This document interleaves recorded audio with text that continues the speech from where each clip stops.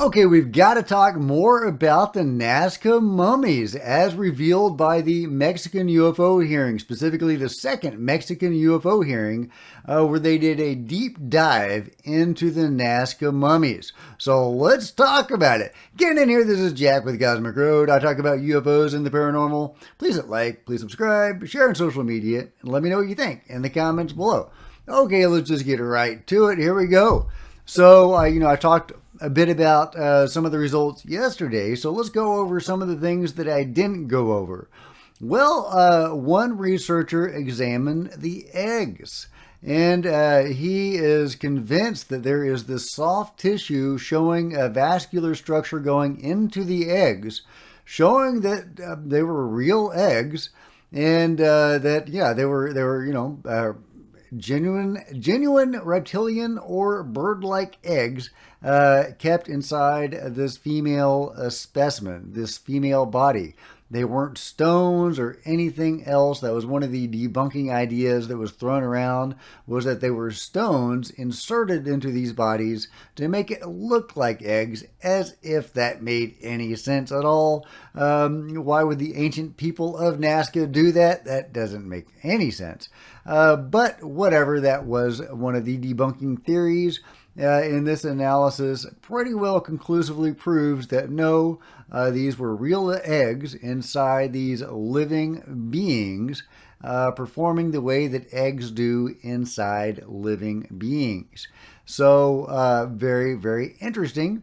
And there's a lot more about the eggs. For example, in this analysis that was done, a scan showing what looks like a fetus inside this egg. So again, these were genuine eggs. And what is more, we have even more evidence of these eggs and their place, and these beings' place in the human culture of the time, because apparently these beings, whatever they were held in some esteem by the people. They preserved their bodies, etc. They may have been mummified by the people. So this is an ancient fabric that shows an ancient textile that shows a being, looks exactly like the Nazca mummies, with 3 fingers, etc., with in the shape of the head, with an egg inside it, and giving birth to either an egg or a being. I see little arms there, so it could be that the being has hatched in this picture. But yeah, this is apparently an ancient textile that was shown at the hearing that seems to confirm that these were living beings that laid eggs, and that the people knew about them, and they were integrated into their culture with, whatever that means. Fascinating material. So yeah, let's move on from the eggs. The breastplates that were in some of these specimens, and interestingly, the breastplates, the implants, were only found in the females, which is really, really peculiar. So it's not simply because the one female was injured by a cat and the breastplate was put in to reinforce her sternum. Apparently that was just a common thing they did with the females for whatever reason. One theory is it serves some sort of communication feature. Well, one of the main elements of this alloy was osmium, which is a really interesting metal. It's used, among other things, for electrical contacts. It is among the rarest elements in the Earth's crust, making only 50 parts per trillion. It is estimated to be about 0.6 parts per billion in the universe, and is therefore the rarest precious metal. The rarest precious metal in the universe was a component of this implant, and it was not discovered. This metal was not even discovered in our culture until a couple of hundred years ago. but these beings were using it 1,000 years ago. And it is also said to be used in satellites and cell phones. So this is a very rare metal used for high-tech purposes, and these beings were using it. They were technologically sophisticated. Either that or some other being was doing the surgery on them, potentially one of the larger beings. But, that's just speculation. We have no clue. But there is some really interesting information about the metal that seems to indicate that these beings may have an off-world extraterrestrial explanation. So I'm going to play a minute of the video from the presentation. Hopefully I won't get a copyright claim. So fingers crossed, here goes. Use like technological or any other kind of use of that sort. There's also chloride of silver, and this would speak of that this is really not something terrestrial or human that contains it, because that would cause a very strong intoxication. The silver is not something that has anti-oxidating properties like the titanium. Silver is a metal that when produces chlorides, it produces oxides, and it cannot remain inside the organism from Earth, because it would have from Earth. Also, silver is a very, very powerful electrical conductor, and it has been discovered that it's the best natural conductor that exists. So there you go. There is evidence right there. I'm not going to say it's conclusive evidence, but it's definitely suggestive evidence that these beings come from somewhere else. What other explanations could there be? Well, they could be terrestrial beings. They could have naturally evolved on this earth, some sort of offshoot of birds or dinosaurs, something like that. Totally possible, all within the realms of, feasibility, I guess. But if so, there's no connecting fossil record, right, that would account for that. Now, of course, there's gaps in our fossil record before, right? There's plenty of gaps, right? But this is a big gap. This is a big gap to go from, unintelligent, birds and reptiles to highly technological beings like this. That's a huge friggin' gap. So is that plausible, or is it more plausible knowing that we know that there are off-world beings, there are ETs in other dimensionals? Is it more plausible that they are one of those? So let me know what you think in the comments below. But this researcher seems convinced this evidence of the metals suggests they come from off-world. Okay, I'll just go over a few tweets that are going around with some additional information. In a remarkable disclosure, the University of Ica, and this was during the hearing, they presented their findings during the hearing, has announced the results of a 4-year study into the Nazca mummies, declaring the specimens to be authentic, non-human, and previously unknown to science.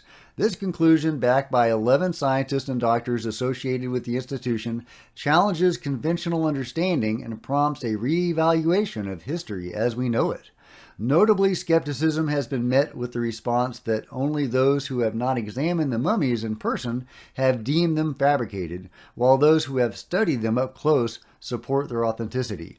The University of Ica's accreditation by SUNIDU, the highest standard in Peru for educational institutions, adds a layer of credibility to their findings. As the academic community awaits the publication of detailed findings on the university's official website, this announcement stirs both excitement and controversy. The claim that these mummies are non-human entities unknown to science could have significant implications for various fields, from anthropology to exobiology. However, such extraordinary claims require extraordinary evidence. One of the scientists said during the hearing that indeed extraordinary claims require extraordinary evidence, and they think they have met that threshold. They think they have supplied extraordinary evidence. And based on what I'm saying, he's not wrong. The presenter from the university also said the university was opening up these specimens to international study and inviting anybody with the right qualifications and abilities to come and study these beings. And I hope scientists from around the world take up that call, that have the courage to get over the stigma of studying these bodies, and do so in a robust fashion, so these results can be more widely accepted. Because as long as they're only studied by Mexicans and South Americans, there is a, I hate to say it, but a racist tendency toward not accepting their results in the way that a Western scientist, for example, would be more accepted. And, I think that's very unfortunate. And but it is what it is.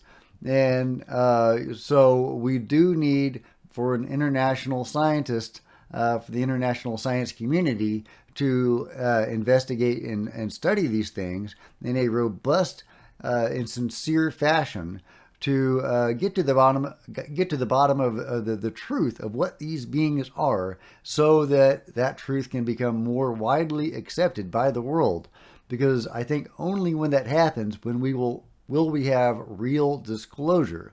And they may be able to find things that the scientists that have studied it so far haven't been able to find. More evidence, for example, that they are off-world. If they are off-world, for example, where are their ships? Where is their technology? Where are their gizmos? I want some gizmos, guys. I don't know about you.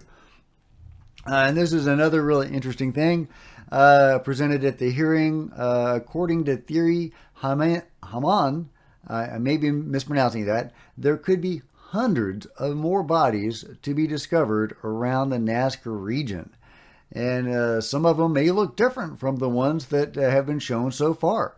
There does seem to be a little variety in what we are able to see here.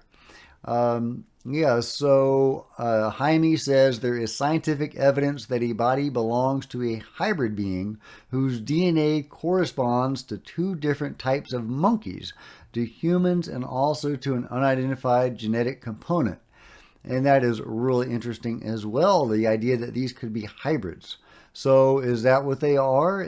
Are they, created beings, created by, ETs? Is that what we're looking at here? There is evidence to suggest that Bigfoot, for example, could be a hybrid species. David Paulides, the missing 411 researcher, submitted some DNA Bigfoot to a crime lab, and half of that DNA was human. The other half was unknown, suggesting that Bigfoot is a hybrid species created by ETs. Could the Nazca mummies be something similar to that? I guess time will tell, right? Time will tell.